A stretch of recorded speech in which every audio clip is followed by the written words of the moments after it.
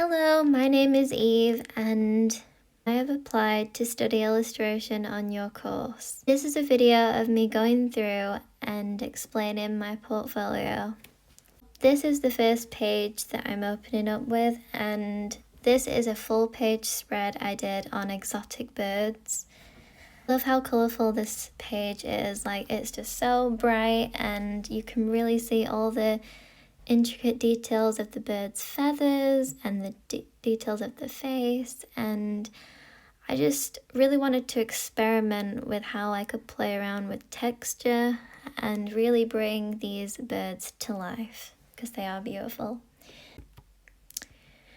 These illustrations were then used as part of a live brief, which we had to design illustrations for an ice cream hut at Wentworth Woodhouse. So I have 3 panels here of birds, and I arranged them in an order that I think would look visually interesting from afar. This was something I did for a summer project, drawing for my specialist practice. It was a lot of animal anthropomorphism. I think I'm saying that right.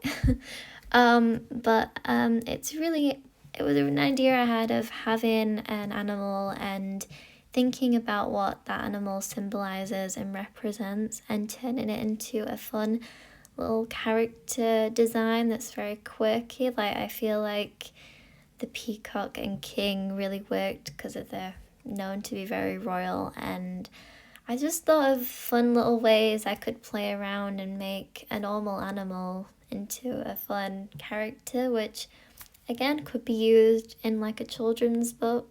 My main key thing was to explore different media, so I really like to use markers and coloured pencil texture on top. So that was the one I did in the top left, but a lot of the others are also used in different media like watercolours, sketching, and acrylic paint. These were some afternoon tea inspired illustrations I did for a surface pattern design. So as you can see on the left, I have a page where I did quick thumbnails and I planned out what the patterns was going to look like. And I arranged them in an order that I thought would be quite unique, and just tried to play around with what I might want to do. And then I also designed the elements for this pattern, which I chose to do rose-inspired china. So I've got a teacup, a teapot, a spoon, and roses. And I really like how these turned out, and I can't wait to show you the patterns because they are quite nice. These are the final 3 patterns that I condensed it down to. I did a lot. I experimented with so many different background colours, but these were the ones that I felt were the most effective, and I even asked my tutors and peers, and they also agreed that these were the best. I really like the light blue colour background. I think it really complements the design because there's no blue in the actual illustrations. I feel like the pink does complement very nicely, and I'm hoping it looks good.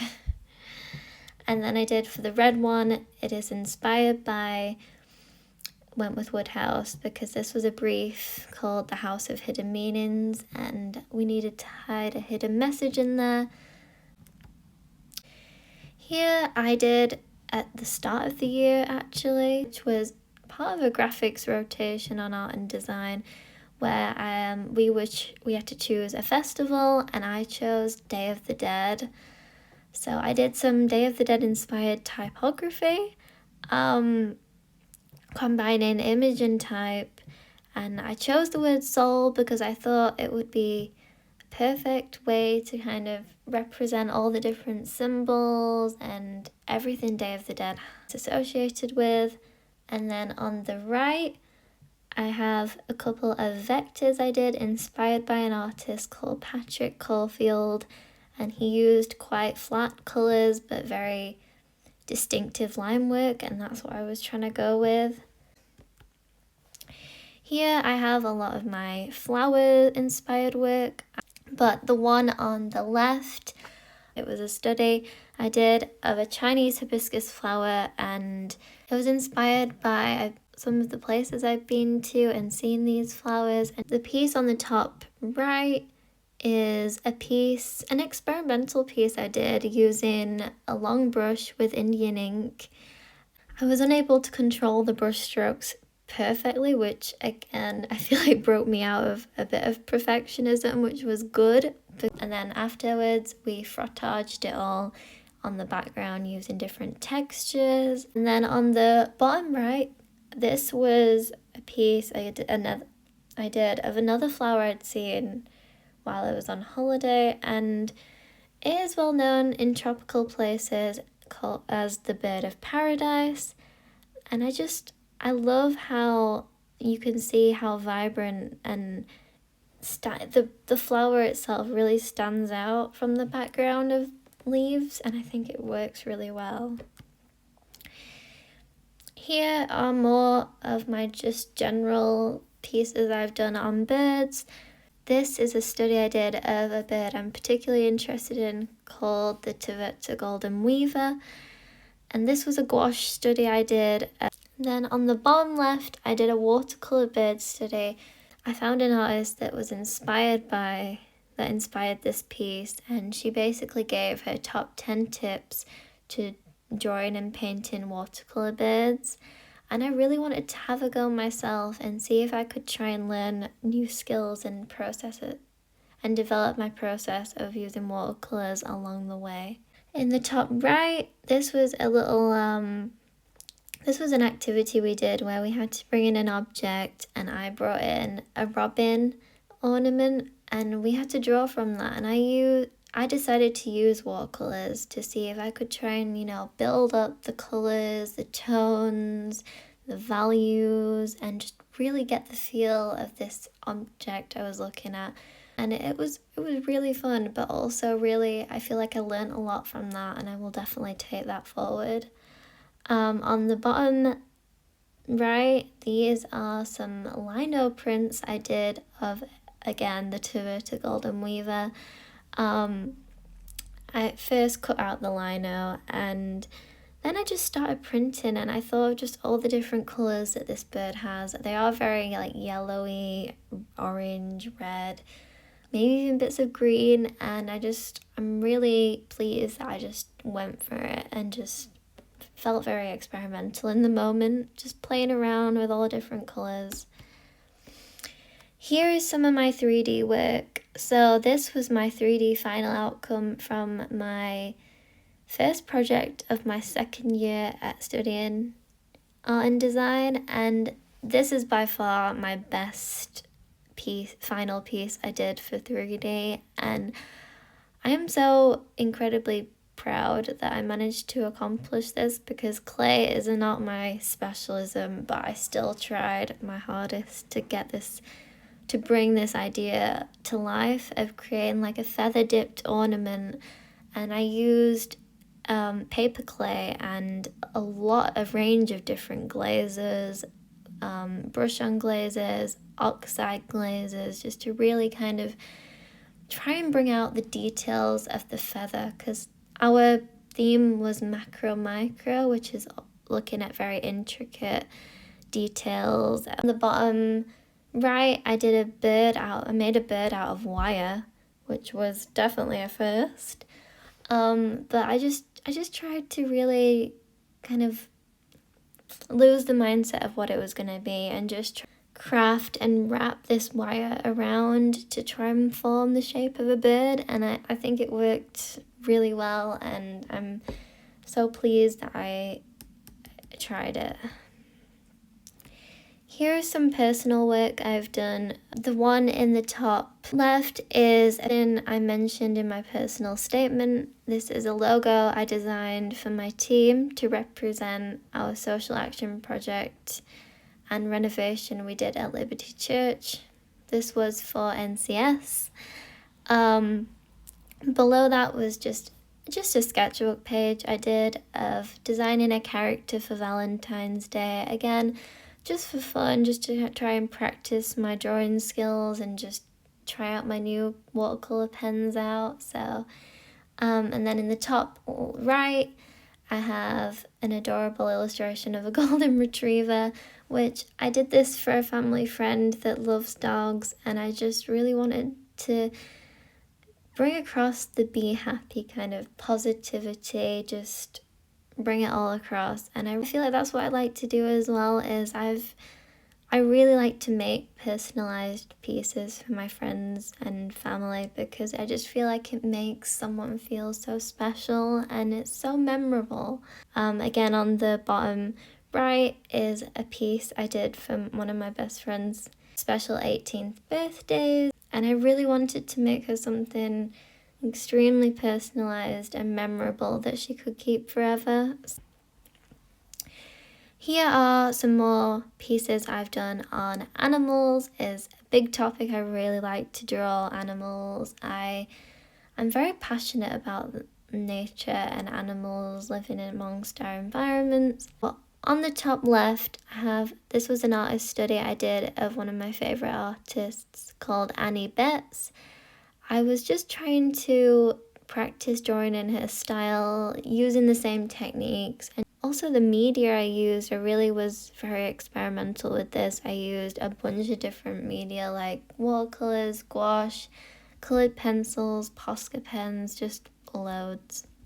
In the bottom left, we have, this was a piece I did on animals that hibernate, and they are all like surrounding a tree and on branches.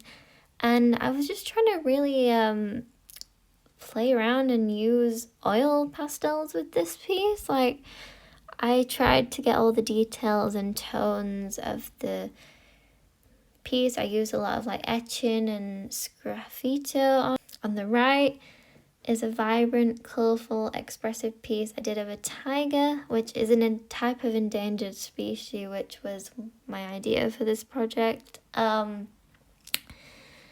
It was extremely colourful, and I know it just really hits your eyes so much, but that's what I really wanted it to be. I wanted it to be quite contrasting and kind of like really out there, so that you could really see how effective these animals are. I used Procyon dye and like a brush-out paint for the background, along with Indian ink, which I think worked with the varying the line work well. Here are my panda character designs I did for a final project of last year. So on the left is my baby panda character design, which at the top I tried to come up with various different names I could call her. I looked on Pinterest and found a bunch of different references of pandas and just started sketching, really just trying to play around with the different ways the face shape is, the different kind of poses they're in, and just really seeing what I wanted my little baby panda character design to be. I think this helped me visualize my ideas for my main character design as well, and how I wanted to express her adorable personality. I chose to use markers, which is definitely one of my more specialized media, and I really like the way I layered colored pencil on top as well. I think you can really see the textures coming through. On the left, you can see this is the mother panda design from my children's book story.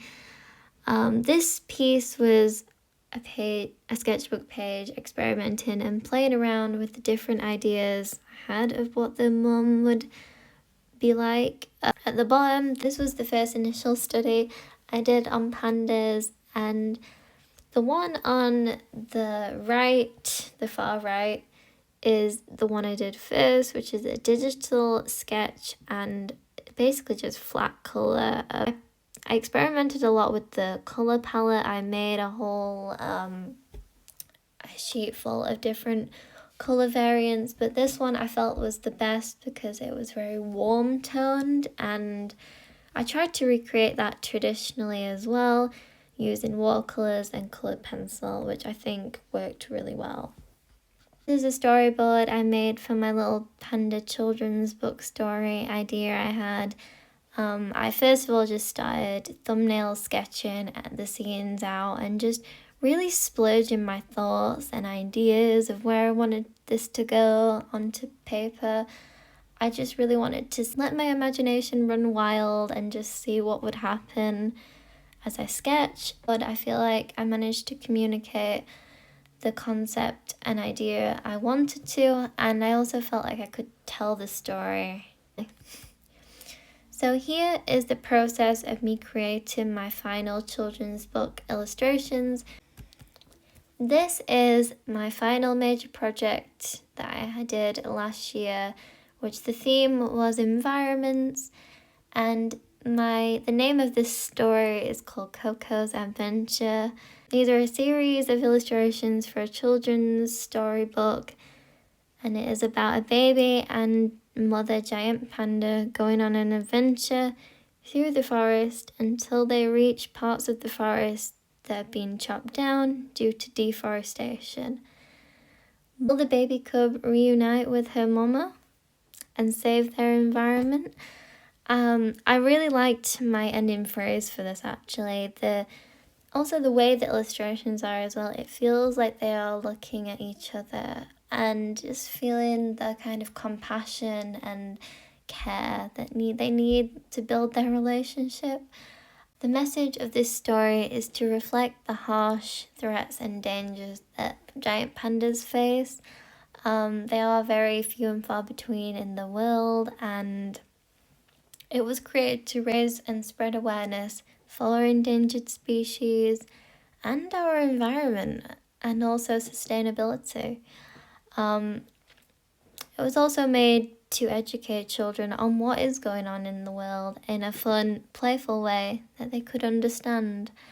All these illustrations were done digitally using Procreate on my iPad, and I used a range of different brushes to create the textures and just really bring these animals to life. And this is by far my best piece I've ever done, and I really want to learn more about children's book illustration and really be able to create more illustrations like this. So that is it for this video. Thank you for watching me talk through my portfolio, and I look forward to pursuing my university journey. Thank you.